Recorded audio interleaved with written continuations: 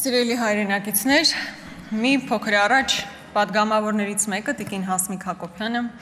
մի տեսակ տարակուսած էր, թե մենք ընդհանրապես ինչու ենք խոսում Սամվել Կարապետյանի կալանավորման մասին, կարծես հերթական առօրեական իրադարձություն էր, որ տեղի էր ունենում։ Բայց եթե Տիկին Հակոբյանն այդքան էլ չի հավատում նրան, թե իսկապես ինչ մեծ ներդրում է ունեցել Սամվել Կարապետյանը հայ ազգի, հայ ժողովրդի համար,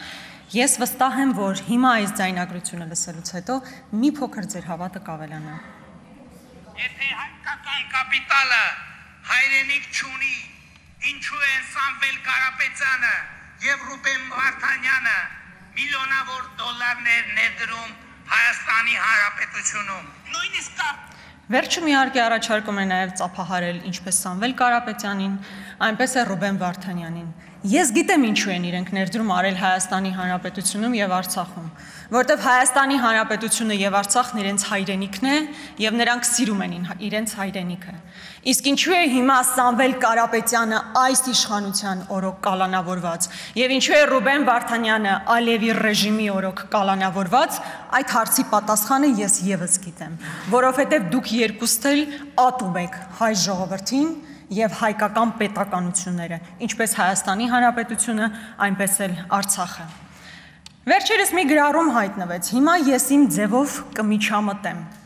Առաջ գոնե ձև էին անում, որ կա իրավական գործընթաց, որ կան դատական պրոցեսներ և այլն, քննիչներն իրենք են ինչ-որ գործընթացներ իրականացում։ Հիմա SMS-ների, WhatsApp-ով SMS-ների փոխարեն ուղղակի գալիս է Facebook-յան արդարադատությունը, Facebook-յան ուղիղ ցուցումներով մարդիկ են կալանավորվում։ Սա է այն համակարգը, որ դուք ստեղծել էիք։ Զանգովի արդարադատության դեմ էիք պայքարում մինչև 18 թվականը։ 18 թվականից հետո մի հատ upgrade եղաք ու ստացվեց Facebook-յան արդարադատության իրականացում։ Բայց ինձ իսկապես մի բան է հետաքրքիր, պարոն Թունյան, հետո կխանգարեք, ձեր ոգին փառավորվեց երեկ, երբ կալանավորեցին Սամվել Կարապետյանին։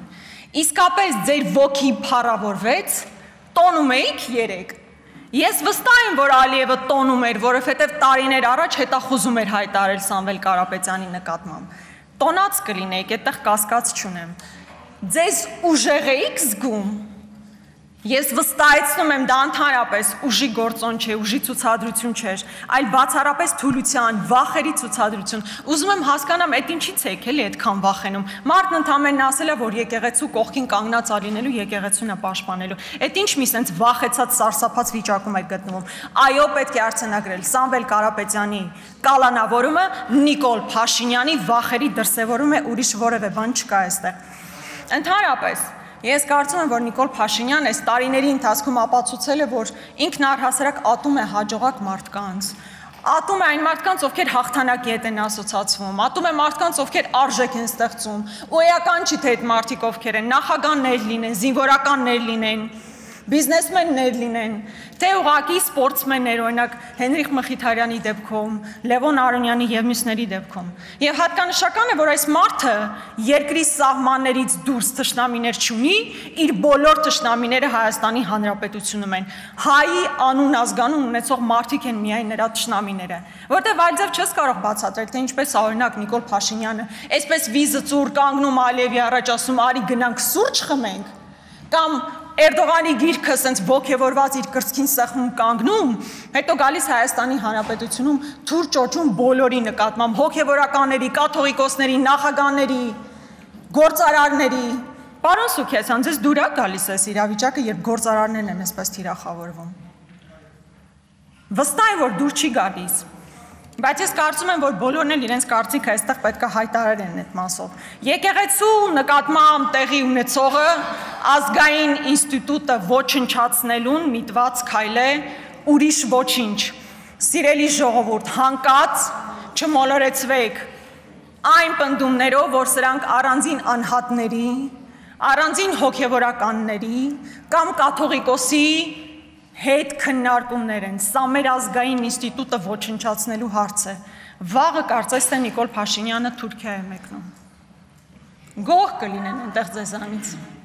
շատ գող կլինեն, վստահ եմ գող կլինեն։ Նախ այստեղ իհարկե կարևոր է հասկանալ, թե Թուրքիա գնալը ինչ օրակարգ ունի, այնտեղ ինչ է քննարկվելու։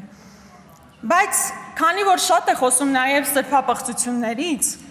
ես ուզում եմ ասել, թե ինչն է ինձ համար սրբապղծությունը։ Սրբափոխություն է այն, որ միայն նրա համար, որ ձեզ դավաճան չասեն, միայն ձեր մաշկի կաշվի փրկության համար, հազարավոր տղաների կյանքը դրեցիք զոհասեղանին։ Միայն նրա համար, որ ձեր կաշին փրկեք։ Սրբափոխություն է, երբ տասնյակ կիլոմետրերով Լրություն դալիճ։ Լրություն, նախազգուշացում, Նարեկ։ Սրբափոխություն է, երբ Նիկոլ Փաշինյանին միանձնյա հրամանով տասնյակ կիլոմետրերով մեր զորքը ետ է քաշվել, անպաշտպան թողնելով, այո, եւ հարվածի տակ թողնելով Պարոն Եղոյան, հանգիստ, Պարոն Եղոյան, հանգիստ, խնդրում եմ կարգի հրավիրեք պատասխաններին։ Պարոն Եղոյան, Սրբափոխություն էր Արցախը ճանաչել։ Տիկին Գրիգորյան, մի վարքյան։ Ազգային ժողովի կանոնակարգին համաձայն նկատողություն եք ստանում, պարոն Եղոյան, նախազգուշացում եք ստանում եւ նույնը ձեզ է վերաբերում, պարոն Ղարամանյան եւ պարոն Եղոյան, նախազգուշացում։ Տիկին Գրիգորյան, շարունակեք, ես ձեզ Ղարամանյանը Զեմլյակը սա ոչինչ թեթև տանենք։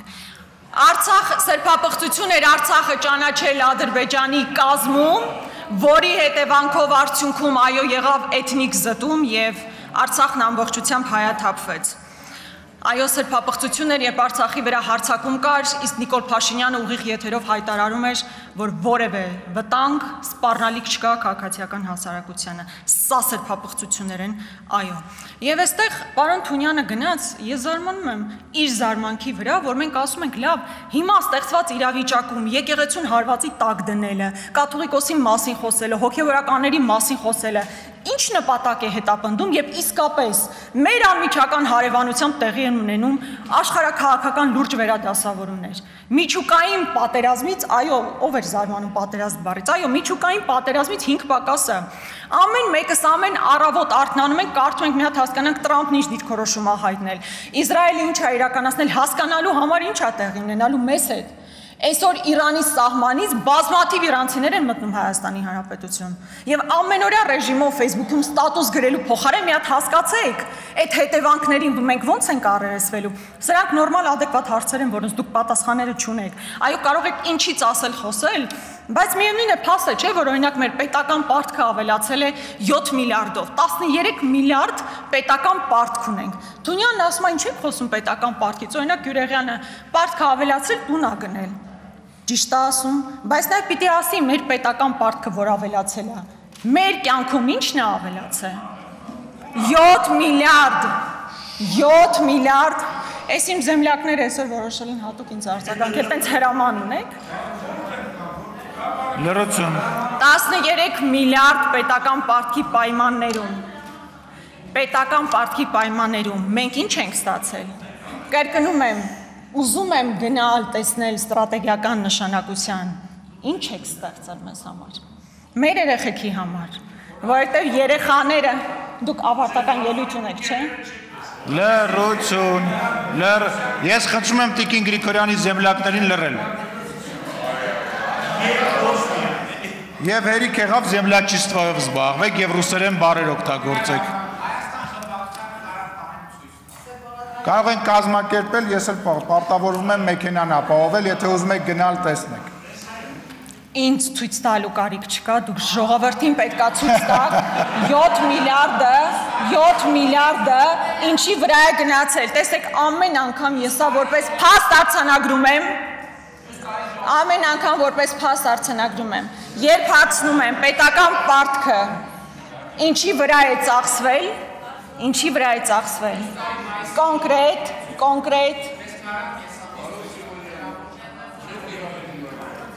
Տիրապետում եմ նախազգուշացում Աղվան Վարդանյանին տեղից բղավելու համար։ Քանի որ ինձ անընդհատ ընդհատեցին եւ մեծ հաշվով ժամանակը քիչ է մնացել։ Ես չեմ ընդհատում, շարունակեք Տիկին Գրիգորյան։ Մի նայեք ժամանակին, շարունակեք։ Պետական պարտքի մասին խոսելիս պետք է նաև հետևյալ արձանագրումն անել։ Մինչև 18 թվականը պետական պարտքի միջին տոկոսադրույքը 4.6% էր, այսօր այս պահին 7.2% է, ինչը նշանակում է, որ միայն 24 թվականին վճարվել է ավելի քան 113 միլիարդ դրամ, գրեթե նույնքան ամբողջ առողջապահական համակարգն է։ Այսինքն միայն այն բանի բերումով, որ այս մարդիկ նույնիսկ պարտք ներգրավելիս չեն կարողանում համապատասխան աշխատանքն անել եւ ավելի ցածր տոկոսադրույքով պարտք ներգրավել, մենք այսքան գումար փաստացի վճարում ենք։ Մի քանի անդրադարձ նաեւ հնչեցված, օրինակ Ալեն Սիմոնյանն ասում է, անհետ կորածների ձեր ժամանակը։ Ասում է օրինակ անհետ կորածների մասով Դուք դահլիճում եք Տիկին Գրիգորյան, անհետ կորածների ժամանակ, ես դա անհետ կորածների մասով մենք մշտական կապի մեջ ենք։ Ասում եք գնա կնկարվեք անցնեք։ Անհետ կորածների ընտանիքներն այս վիճակում կներեք, որ իշխանության օրոք են հայտնվել։ Բայց ձեր իշխանության օրոք են այս մարդկանց երեխաները անհետ կորել։ Դուք պարտականություն ունեք վերադարձնելու կամ մասունքները, կամ տեղեկատվություն տալու, որ չեք արել, եկել եք ու եք ինչ ասում։ Դուք դահլիճում եք եղել, միայն վերջի պատերազմի ժամանակ անհետ կորածները չէին, նաև 90-ականներին էին ներկայացված, խնդրում եմ ասելուց գոնե ճիշտը ասեք, էլի։ Ներկա չէիք դուք դահլիճում։ Ես ներկա եմ ամբողջությամբ տեղեկատվությանը տիրապետում եմ, փողոցում կանգնած այսօրվա մարդկանց գնացեք եւ պատասխան տվեք, հարցը դա է։ Մնացած ամեն ինչը լիրիկա է, մնացած ամեն ինչը մանիպուլյացիա է։ Ժամանակն ավարտում է, այստեղ երկար խոսելու նպատակ չունեմ, չնայած նաեւ բյուջեի մասով շատ արձանագրումներ ունեի անելու, բայց մի հստակ բան ուզում եմ արձանագրել։ Այնինչ այսօր տեղի ունենում Հայաստանի Հանրապետությունում իսկապես վախի մթնոլորտ սերմանելու գործընթաց է։ Բոլորին թիրախավորել, կրկնում եմ, ոչ թշնամուն, ոչ հակառակորդին, ոչ իրական թշնամիներին, սեփական ժողովրդի ներկայացուցիչներին թիրախավորել, վախ սերմանել, միայն թե հնարավորինս երկար սեփական աթոռը պահելու համար։ Սիրելի ժողովուրդ, չվախենաք։ Մի վախեցեք մարդուց, ով ինքը ոտից գլուխ վախերի կծիկ է, վախենում է սեփական աթոռը կորցնելուց,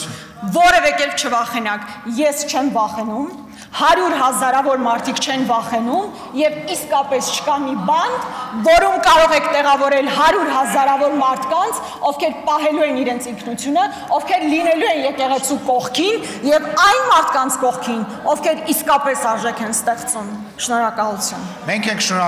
ենք շնորհակալ Տիկին Գրիգորյան, լրություն։ Առաջարկ կա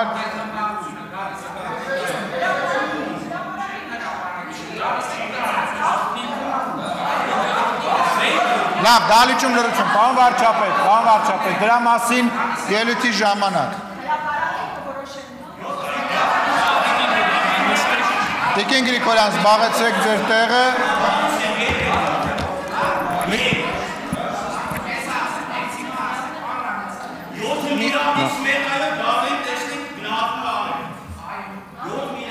Լրություն դահլիճում, ուրեմն պայմանավորվեցինք, կարծում եմ։ Պայմանավորվեցինք, ուրեմն հարգելի հայրենակիցներ, քիչ առաջ ազգային ժողովի նիստերի դահլիճում պայմանավորվածություն ձեռք բերվեց ընդդիմադիր Հայաստան խմբակցության եւ Հայաստանի Հանրապետության վարչապետ Նիկոլ Փաշինյանի միջև, որ Հայաստան խմբակցության падգամավորները համաձայն են գալ եւ տեսնել այն բոլոր ծախսերը, որոնք որ արվել են ամրացված շրջաններում, ոչ միայն։ Պատմեմ սա, լավ չեմ պատմի սա։ Եվ կարծում եմ օրվա հետ կապված ես ձեզ կտեղեկացնեմ, տեսնենք թե քանի падգամավոր կգա։